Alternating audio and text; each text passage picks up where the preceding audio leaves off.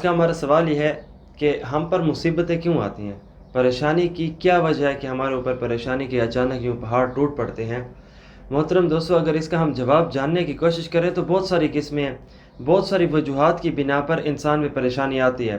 مثال کے طور پہ اللہ رب العزت نے قرآن پاک میں ارشاد فرمایا وما اصاب من مصیبہ، کہ لوگوں تم پہ جو تمہاری پریشانی آتی ہے بما کسبت ایدی الناس، تو یہ اس وجہ سے آتی ہے جو تم کماتے ہو، تمہارے خود کے ہاتھوں کی وجہ سے، تمہارے ہی عمل کی وجہ سے۔ قرآن پاک میں اللہ رب العزت نے ارشاد فرمایا کہ پریشانیاں آتی ہیں، اور اس کی بہت ساری اور بھی وجوہات بن سکتی ہیں۔ مثلا یہ ہے کہ کینہ، بغض، حسد، تکبر کرتے ہیں اگلوں کے ساتھ، اور ان والی پریشانی جو ان میں چاہنے کی کوشش کرتے وہ انسان پہ خود ہی آ جاتی ہے۔ اور کبھی ایک مثبت انداز حدیث پاک یہ بھی ہمیں بتاتی ہے کہ پریشانی آنے کی وجہ یہ ہوتی ہے کہ انسان کو کبھی اللہ تعالیٰ بہت بڑا اونچا مقام عطا کرنا چاہتے ہیں، اور وہ انسان اپنی نیکیوں کے ذریعے سے حاصل نہیں کر پاتا کیونکہ اس کے پاس نیکیاں کم ہوتی ہیں، تو اللہ رب العزت اسے کسی بیماری یا پریشانی میں مبتلا کر دیتے ہیں۔ پھر اس کے بعد جب وہ سہتا ہے اور اس سے وہ اچھے طریقے سے گزرتا ہے تو اللہ رب العزت اسے وہ مقام اس کی تکلیف کے سہنے کی وجہ سے نیکی کی صورت میں اپنی رحمت کو داخل کرنے کی وجہ سے اللہ تعالیٰ عطا کر دیتے ہیں۔ تو یہ بہت ساری وجوہات ہیں۔ تو جو میں آج آپ کے سامنے عرض کرنے لگا ہوں، ان وجوہات میں دو کو ہائی لائٹ کرنے لگا ہوں، وہ ان میں سے ایک یہ ہے کہ ہم کسی اس وقت جب پریشانی آتی ہے تو اس وقت ہم نے کیا کرنا ہوتا ہے، اس وقت ہم ذرا پیچھے مڑ کے دیکھیں تو ہم نے کیا کسی کے حقوق کو دبائے ہوئے تو نہیں ہیں، ہم نے کیا کسی کے مسئلوں کو مزید بڑھانے کا ذریعہ تو نہیں بنے ہوئے، کیا ہم کسی کے دل کے دکھانے کا ذریعہ تو نہیں بنے ہوئے۔ اگر ایسا کام ہے تو پھر انسان اس کو روک دے۔ جب کبھی بھی ہم چلنے لگیں، منزل کو پانے لگیں اور کہیں پہ مسئلہ آ جائے تو سب سے پہلے یہ کہ انسان ذرا مڑ کے دیکھے، ذرا سوچے کیا میں نے کسی کے حقوق کو تو نہیں دبایا ہوا۔ تو جب ہم اگلوں کے حقوق کو دباتے ہیں تو پھر قدرتی طور پہ ہمارے حقوق بھی دبا لیے جاتے ہیں، گویا ہم برائی کرتے ہیں تو برائی ہو جاتی ہے ہمارے ساتھ۔ تو سب سے پہلی بات یہ ہوتی ہے کہ ہم یہ سوچیں کہ یہ جو ہمارے ساتھ معاملہ ہوا ہے، برائی ہوئی ہے یا پریشانی کا معاملہ ہوا ہے، تو کیا ہم نے کسی کو پریشان تو نہیں کر رکھا؟ آج ہمارا دل جو ٹوٹا ہے، کیا ہم نے تو کسی کے دل کو نہیں توڑ رکھا؟ اگر توڑ رکھا ہے تو حل یہ ہے کہ ہم اس کے دل کو جا کے جوڑ لیں محبتوں کے الفاظ کے ذریعے سے۔ اگر آج ہمیں حقوق ادا نہیں کیے جا رہے تو ہم نے کیا پتہ کسی کے حقوق کو تو نہیں دبایا ہوا، تو ہم ان کے حقوق کو ادا کر لیں، پھر اس کے بعد اس کے مسئلے کا حل ہونے کا ذریعہ بن جائے گا۔ بلکہ حدیث پاک میں اس انداز سے ہمیں اشارہ ملتا ہے، آقا فرماتے ہیں اللہ رب العزت صبح سویرے دیکھتے ہیں فرشتوں کے ذریعے سے،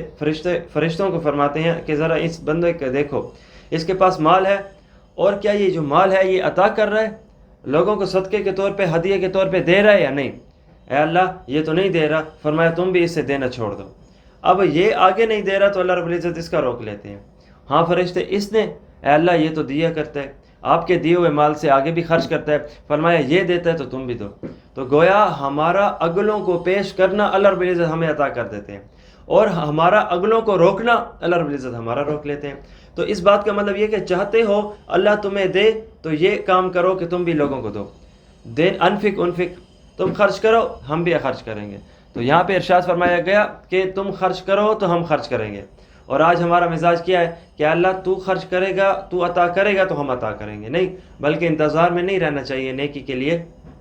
آگے بڑھ کے کر لینی چاہیے۔ تو پریشانیوں کے آنے کی ایک وجہ جو میں نے یہاں پہ ہائی لائٹ کیا ہے وہ یہ ہے کہ کیا ہم نے کسی کو تو پریشان نہیں کر رکھا، ہم اگلوں کی پریشانی کو ختم کرنے، اللہ رب العزت ہماری پریشانی کو ختم کر لیں گے۔ وہ جیسے حدیث پاک میں آتا ہے، آقا فرماتے ہیں کہ اللہ رب العزت اس وقت تک انسان کی مدد میں رہتے ہیں جب تک کہ خود انسان اگلے کسی بھائی کی مدد میں رہتا ہے۔ تو گویا یہ بہت اچھا ذریعہ ہے کہ جب پریشانی آتی ہے تو پھر پریشانی کے آنے میں انسان یہ کام کر لے جو میں نے ہائی لائٹ کیا، کہ انسان خود بخود سوچے کہ جب میرے حقوق دبائے جا رہے ہیں یا پریشانی آئی ہے یا دل ٹوٹا ہے تو کیا میں نے تو کسی کے ساتھ ایسا نہیں کیا، اپنے پاس میں چلا جائے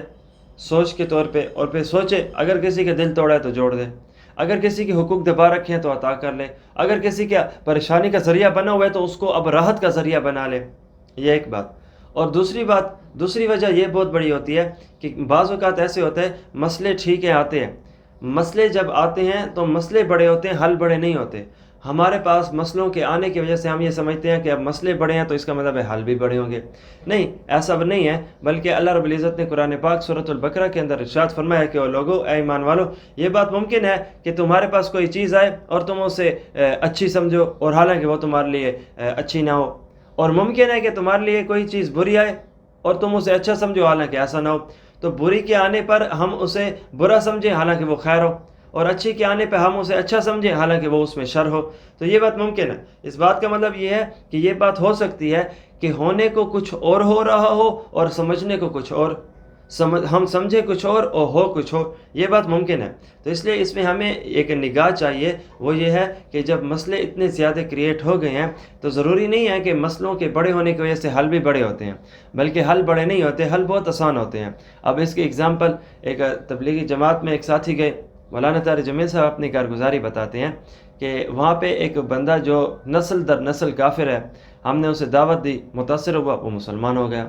مسلمان ہونے پر ہم نے اسے کلمہ پڑھایا تو لا الہ الا اللہ ہم نے جیسے اسے پڑھایا تو وہ بے ہوش ہو کے گر گیا۔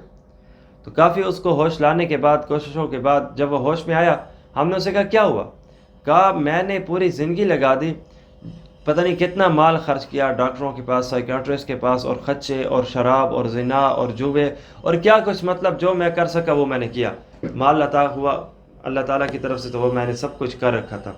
لیکن پھر بھی یہ دل کی جگہ خالی تھی، یہ فل اپ نہیں ہوئی تھی، اور یہ دل چاہتا تھا کہ وہ جگہ فل ہو، تکلیف ہے تو وہ فل ہی نہیں ہوئی تھی، اور آج جو آپ نے یہ ایک جملہ پڑھایا ہے لا الہ الا اللہ، اس پہ یہ فل ہو گئی۔ تو اب دیکھیے مسئلہ کتنا بڑا تھا کہ اس نے خرچے کیے، دن رات کی تکلیفیں، دن رات کے سفر اور سوچیں اور پریشانیاں مسائل بڑے تھے، اور حل کیا تھا؟ وہ لا الہ الا اللہ، ایک چھوٹا سا جملہ۔